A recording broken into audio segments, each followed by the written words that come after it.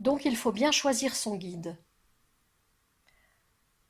Dans Luc 6, verset 39, on peut lire: Il ajouta cette comparaison: un aveugle peut-il guider un autre aveugle?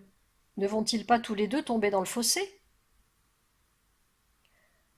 Alors quand on est guidé par les médias, par tout ce qui nous entoure,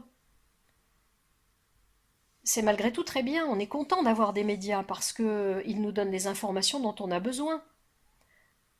J'aime bien regarder quelques émissions, quelques reportages, ça me distrait aussi, mais restons prudents.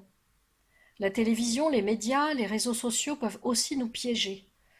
D'ailleurs, on entend de plus en plus parler de fake news. Et je me suis dit qu'il y a peut-être deux choses sur lesquelles jouent les médias, quels qu'ils soient. La première, c'est l'envie. Avec la publicité notamment, parce que son but, c'est de capter notre attention pour qu'on achète ce que le publicitaire veut qu'on achète. Est-ce que vous avez déjà regardé un film et au beau milieu du film, il y a une publicité et vous voyez quelqu'un qui mange un magnifique chocolat? Ça coule, c'est doux, c'est agréable, on voit le plaisir dans les yeux de la personne qui le mange. Eh bien, je peux vous dire que moi, j'ai envie de manger du chocolat quand je regarde ça.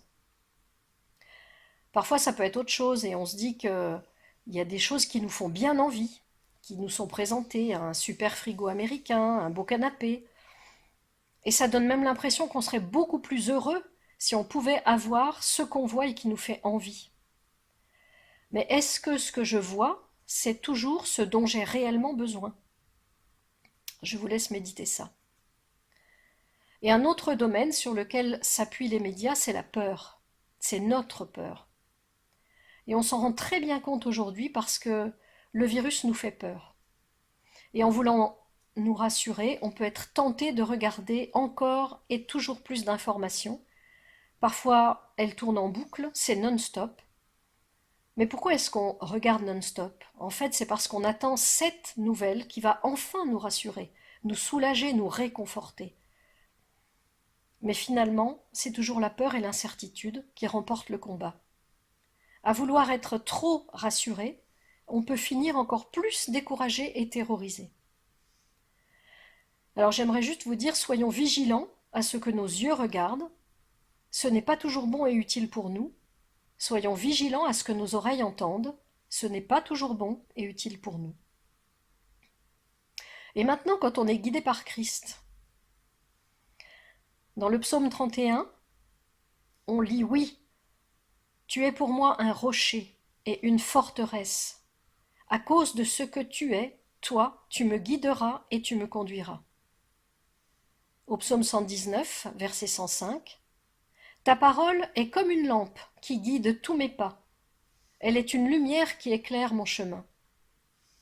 Et encore dans Néhémie 9, verset 19, j'aime beaucoup ce verset. Dans ton immense compassion, tu ne les as pas abandonnés au désert, et la colonne de nuée ne s'est pas écartée d'eux.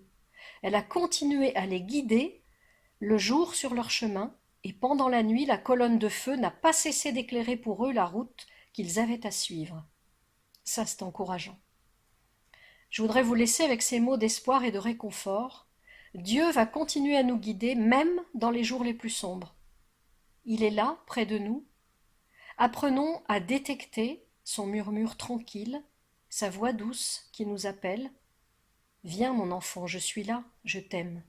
Tu es en paix et en sécurité avec moi. Je vous propose maintenant deux chants. Un premier qui nous dit garde courage et un deuxième, comment te dire merci.